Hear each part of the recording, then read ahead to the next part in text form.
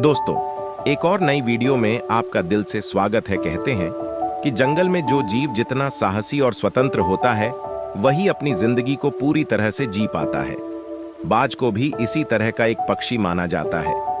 बाज की उड़ान, उसकी दृष्टि और उसका स्वाभिमान उसे जंगल के दूसरे पक्षियों से अलग बनाता है। इस कहानी में हम जानेंगे कि कैसे एक छोटा बाज अपने निडरता और आत्मविश्वास के बल पर जंगल में अपनी पहचान बनाता है।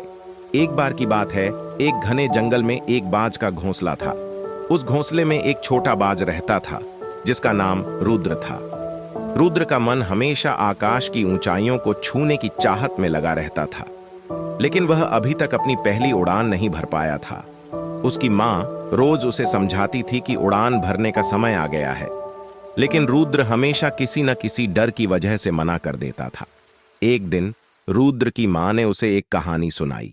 उन्होंने कहा, बेटा, बाज को स्वतंत्रता का प्रतीक माना जाता है। जब एक बाज उड़ान भरता है तो वह न किसी और की सोचता है, न किसी और के आदेशों का पालन करता है। वह सिर्फ अपनी इच्छा और अपने निर्णयों पर निर्भर रहता है।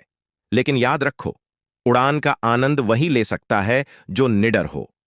रुद्र ने इस बात को गहराई से सोचा और उसने तय किया कि अब वह अपने डर को पीछे छोड़कर अपने आत्मविश्वास को अपनाएगा। अगले दिन उसने अपने पंख फैलाए और आकाश की ओर उड़ चला। पहले तो उसे डर लगा, लेकिन धीरे धीरे वह ऊंचाइयों पर जाने लगा। उसने महसूस किया कि निडरता और स्वतंत्रता ही उसे सच्चा आनंद दे सकती है। उड़ते उड़ते रुद्र ने देखा कि नीचे के छोटे छोटे पक्षी उसे देखकर डर रहे थे, क्योंकि वे उसके साहस और शक्ति को पहचान गए थे। रुद्र ने सोचा, अगर मैं भी डरता रहता तो आज मेरी यह पहचान नहीं होती। अब रुद्र जंगल में सभी पक्षियों के लिए एक प्रेरणा बन गया था। उसकी उड़ान ने उसे न केवल निडर बनाया, बल्कि उसे स्वतंत्रता का असली अर्थ भी सिखा दिया। इस कहानी से हमें यह शिक्षा मिलती है कि अपने डर पर विजय पाकर ही हम स्वतंत्रता और आत्मविश्वास का असली आनंद ले सकते हैं।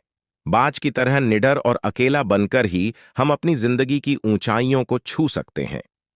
डर हमें पीछे खींचता है, लेकिन निडरता हमें आगे बढ़ने की प्रेरणा देती है।